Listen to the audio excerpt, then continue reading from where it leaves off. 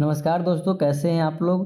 दोस्तों, आज के समय में नर्सिंग एक प्रोफेशन बन चुका है। सभी स्टूडेंट नर्सिंग कोर्स करना चाहते हैं, चाहे वो बीएससी नर्सिंग हो या जीएनएम हो या एएनएम हो। हर स्टूडेंट चाहता है कि मुझे कोई भी नर्सिंग कोर्स में एडमिशन चाहिए।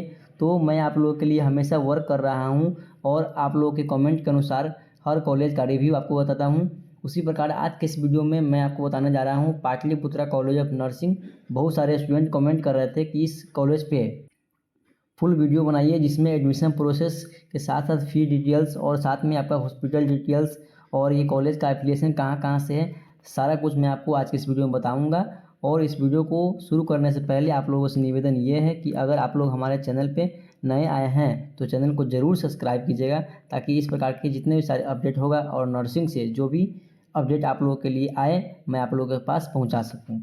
तो दोस्तों, सबसे पहले मैं आप लोगों को इस वीडियो में शुरू यहाँ से करता हूँ। ये जो सबसे पहले आपको लास्ट ऑप्शन दिख रहा होगा एप्लीकेशन, तो मैं बता दूँ ये जो कॉलेज है पाटलिपुत्रा कॉलेज ऑफ नर्सिंग, इसका एप्लीकेशन BUHS से है, यानी कि Bihar university of health science है, जिसको पहले AKU बोला जाता था, यानी कि आर्यभट्ट नॉलेज यूनिवर्सिटी इसको बोलते थे। तो इनका जो एफिलिएशन है मैंने बता दिया। और INC की बात करें तो इसके पास INC नहीं है, क्योंकि इससे पहले मुझे एक स्टूडेंट के द्वारा बात हुआ था तो वो बोल रहे थे कि इसके पास INC है, लेकिन इसका नाम INC के वेबसाइट पे नहीं है।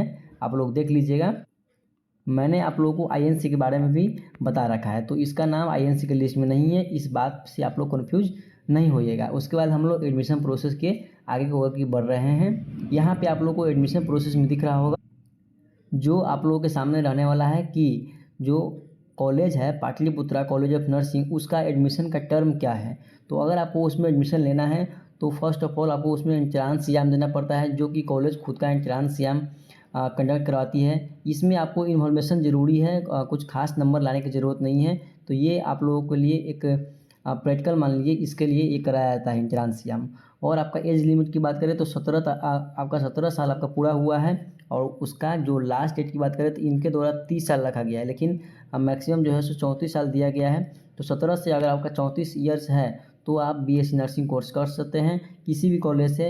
और उसके बाद आपका जो क्वालिफिकेशन होना चाहिए ये आपको 12th पास होना चाहिए। उसके बाद मैं आपको आगे बता दूं, यहाँ पे आपको BSc नर्सिंग के बारे में जानकारी दिख रहा होगा, बैचलर ऑफ साइंस, जो कि BSc नर्सिंग का फुल फॉर्म होता है। उसके बाद ये जो है एक 4 ईयर डिग्री कोर्स है, अंडर ग्रेजुएट प्रोग्राम है। उसके बाद मैं आपको बता दूं कि इसमें आपको क्या क्या वर्क करना पड़ता है, वो भी आपको यहाँ पर मेंशन किया गया है। ठीक है, आगे हम लोग बढ़ते हैं। तो आगे आप लोगों के पास से मैंने आपको बताया कि इसमें क्या क्या आपको वर्क करना पड़ता है, वो सब कुछ यहाँ पर दिया हुआ है। ये सब देखने के बाद आप लोग को मैं बता दूँ कि आपका BSc नर्सिंग करने के लिए एलिजिबिलिटी क्या होना चाहिए, यानी कि आपका क्वालिफिकेशन क्या होना चाहिए, क्योंकि हर कॉलेज का क्वालिफिकेशन अलग अलग होता है। तो जो कॉलेज का अभी हम लोग बात करें तो उसका क्वालिफिकेशन की बात करें तो 10+2, यानी कि आप 12वीं कक्षा जो है सो पास होना चाहिए।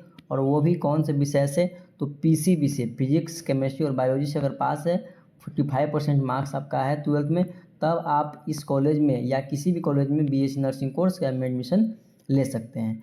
कोर्स के ड्यूरेशन की बात करें तो कोर्स का ड्यूरेशन 4 ईयर है, अंडर ग्रेजुएट कोर्स है। और इसमें टोटल जो है सो 8 सेमेस्टर होता है। 6 मंथ का एक सेमेस्टर होता है, फिर 6 मंथ का एक सेमेस्टर और 6 मंथ का एक सेमेस्टर। इस प्रकार से आप लोग को टोटल 4 ईयर में 8 सेमेस्टर हो जाता है। आगे आप लोग के पास दिया गया है जो प्रैक्टिकल होता है, उसका प्रैक्टिकल भी इनके द्वारा कराया जाता है, वो मैं आपको आगे बताऊँगा। कौन कौन से हॉस्पिटल में इसके पास ले मतलब आपके जो इंटर्नशिप होता है उसमें आपको कहाँ मिलता है, तो ये सभी मैं आपको बताऊंगा आगे। इनके पास खुद का लैब भी है, नर्सिंग लैब भी है, हॉस्पिटल भी है, लेकिन हॉस्पिटल है ये अटैच है। ठीक है, इनका खुद का हॉस्पिटल इनके पास नहीं है, तो आप लोग इसको ध्यान में रखिएगा। उसके बाद आप लोगों के सामने सबसे इम्पोर्टेंट चीज़ जो हर स्टूडेंट के मन में चलता है कि मुझे सबसे पहले, अगर कोई भी स्टूडेंट कहीं भी एडमिशन लेना चाहता है तो उसके मन में फर्स्ट जो है क्वेश्चन यही आता है कि उसका फ़ी क्या है। समझे दोस्तों।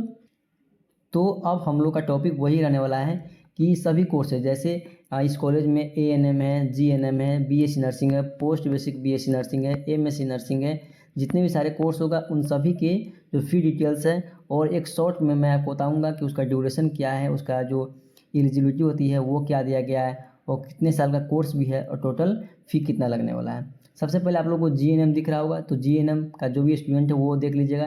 टोटल फ़ी आप लोग का 5 लाख दिख रहा होगा आपको, यानी कि 1,50,000 आपका फ़ी लगने वाला है, टोटल फ़ी।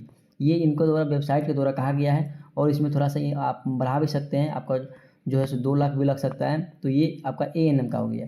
GNM की बात करें तो 3 साल का ये कोर्स होने वाला है।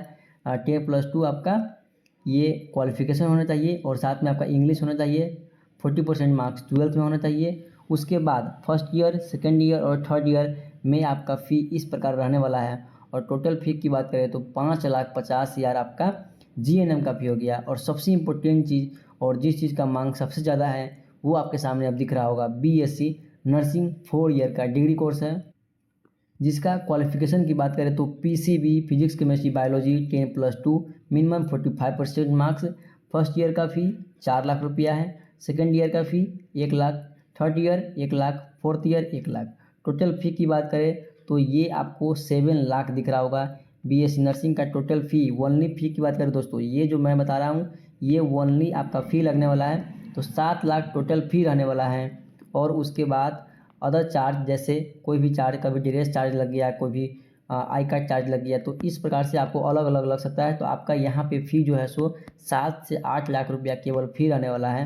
और आप अगर फीमेल हैं तो आपके लिए हॉस्टल का भी यहाँ पे व्यवस्था किया गया है। लेकिन अगर आप मेल हैं तो मेल के लिए आप अलग से रूम लेकर रह सकते हैं, ठीक है।